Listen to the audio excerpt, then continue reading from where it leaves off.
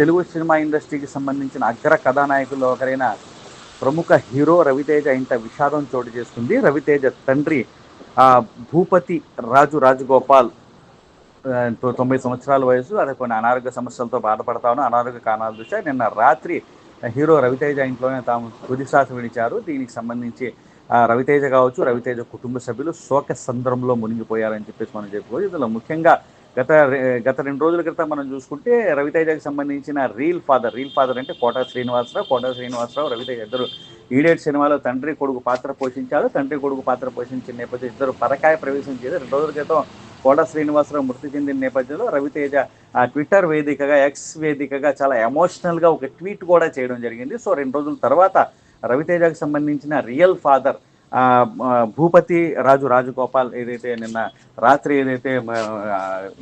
రవితేజ ఇంట్లో అతడు తుది శ్వాస విడిచిన నేపథ్యంలో రవితేజ అయితే ఒకంతగా ఎమోషనల్ అయిపోయారు. రవితేజ అయితే పూర్తిగా శోక సంద్రంలో మునిగిపోయి చాలా డిప్రెషన్కు లోనయ్యారని చెప్పి కూడా మనం చెప్పుకోవచ్చు.